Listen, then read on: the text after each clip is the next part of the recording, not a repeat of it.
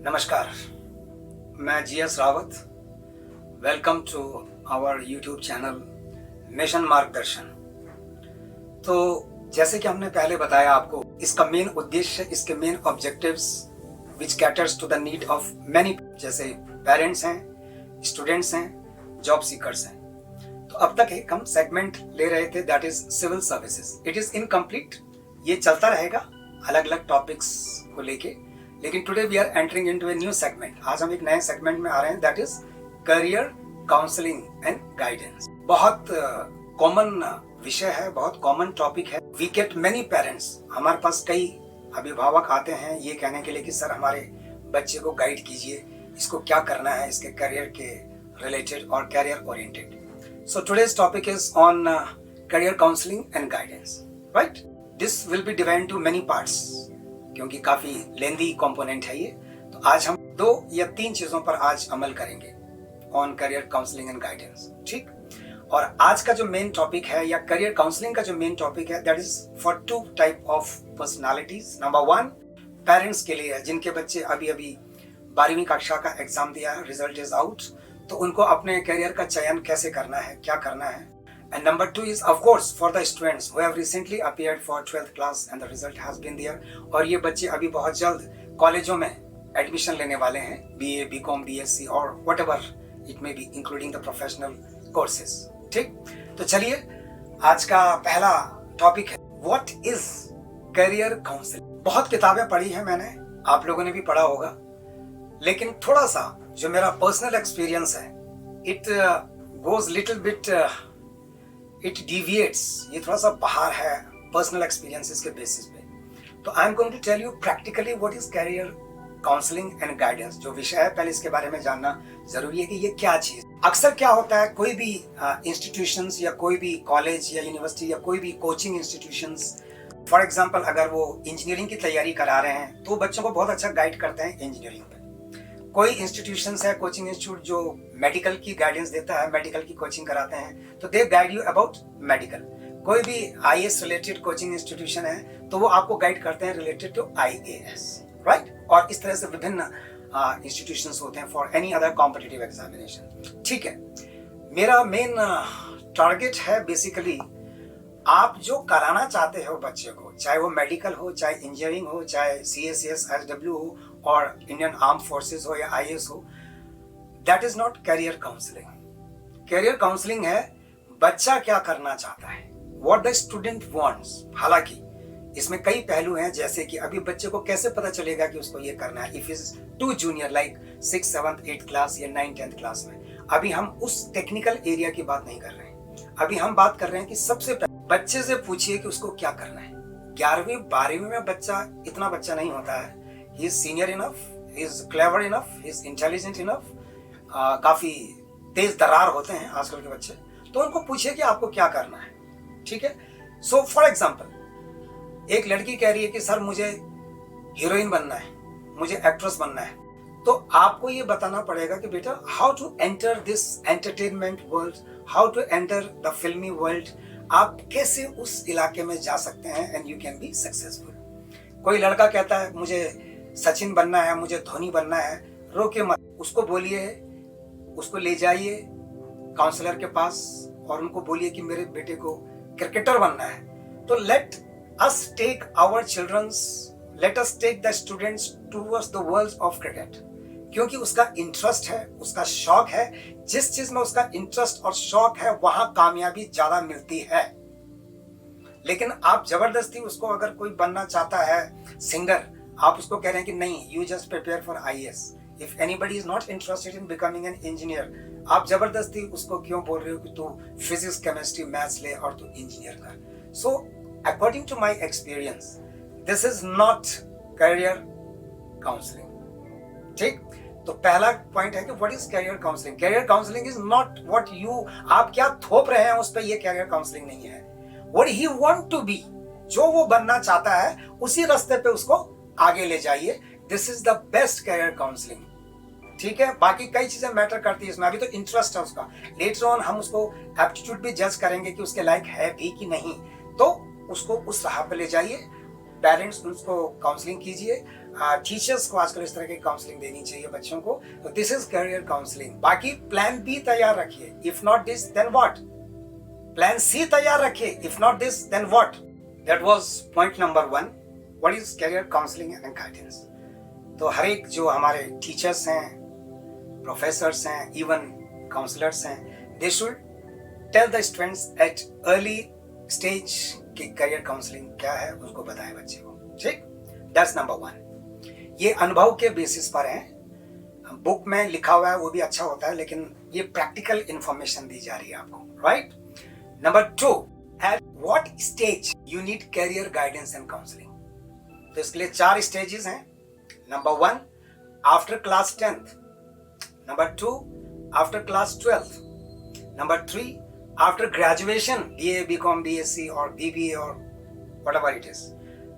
4th, after post graduation, बल्कि मैं कहूंगा 5वां, after PhD, बल्कि मैं कहूंगा 10-15 साल भटकने के बाद भी कई बार आते हैं काउंसलिंग के लिए, कैरियर काउंसलिंग के लिए। But we will underline first 3 or 4 points. ठीक, तो सबसे पहले 10th क्लास के बाद इफ यू आस्क मी कि सर सबसे अच्छी कैरियर काउंसलिंग गाइडेंस किस स्टेज पे होनी चाहिए, आफ्टर 10th। क्यों? 12वीं में बच्चे का कौन से सब्जेक्ट लेने का है, वेदर कॉमर्स, आर्ट्स और साइंस, बहुत जरूरी है ये। I have seen sometime parents बच्चे को जबरदस्ती साइंस और मैथ्स जबरदस्ती दिलाते हैं। बच्चा कह रहा है कि I am poor in maths, I am poor in science, मैं नहीं कर पाऊंगा, मेरे को कोई इंटरेस्ट नहीं है। पेरेंट्स कहते हैं किस में इंटरेस्ट है, आर्ट्स में। I have got a good social studies, मैं 11th 12th में I want to take arts, history, geography, political science, economics, psychology, sociology वगैरह, मेरा बहुत इंटरेस्ट है उसमें। Let the child take it. क्योंकि 10th के बाद कैरियर काउंसलिंग में सबसे पहला होता है कि सब्जेक्ट्स का क्या चयन है, सब्जेक्ट्स का क्या आपने लिया है, कॉम्बिनेशन। ठीक, तो 10th में अगर आप करियर काउंसलिंग देते हैं बच्चे को, तो ज्यादातर करियर के लिए 100% आपके लिए लाभ होगा उसमें। That is my particular experience. Number 2, after 12 25% damage हो गया है career, because very strangely I would say quote an example. एक बार मुझे एक बच्चे ने पूछा कि सर मुझे मेडिकल की लाइन में जाना है। मैंने पूछा बच्चे तुम्हारे सब्जेक्ट्स क्या हैं? आई वॉज नॉट एक्सपेक्टिंग, लेकिन फिर भी मैंने पूछ लिया। उसने कहा मेरा हिस्ट्री है, ज्योग्राफी है और इकोनॉमिक्स है। आई टोल्ड हिम आपकी साइंस नहीं है, you can not go to medical field, आप डॉक्टर नहीं बन सकते हैं, क्योंकि आपकी जो है हिस्ट्री वगैरह है, आपकी पॉलिटिकल साइंस, इकोनॉमिक्स वगैरह है आपकी। तो ही वॉज अमेज्ड कि सर क्यों उसमें साइंस ही लेनी जरूरी होती है। तो दिस इज अमेजिंग। आज के दौर में जहां डिजिटलाइजेशन का दुनिया है, इस तरह के भी बच्चे हैं जिनको कुछ नॉलेज इस लेवल पे नहीं है, खासकर करियर के लिए। और you know we have to guide them, हमें उनको गाइड करना पड़ेगा। बिल्कुल दिशाहीन है, they are directionless, right. 12th तक चयन बहुत जरूरी है सब्जेक्ट्स का। Those who want to go to medical, उनके लिए साइंस जरूरी है विद बायो साइंस। जिसको इंजीनियरिंग में जाना है उसके लिए फिजिक्स, केमिस्ट्री, मैथ जरूरी है। जिसको टीचर बनना है या प्रोफेसर बनना है, वो कैरी ऑन करे अपने, वेदर साइंस, कॉमर्स और arts, it doesn't matter in 11th 12th। जिसको सिविल सर्विसेज में जाना है, इट डजंट मैटर। सो उसके बाद फिर आप कुछ नहीं पहुंचे कहीं भी, तो फिर ग्रेजुएशन करना है आपको, BA, BCom, BSc। तो 12th के बाद आपको करियर का चयन बहुत बखूबी से करना है, बहुत ध्यान से करना है। You have to take the guidance. ठीक, कई बच्चे ग्रेजुएशन के बाद काउंसलिंग और गाइडेंस के लिए आते हैं। Please 50% of the damage has already occurred to your career.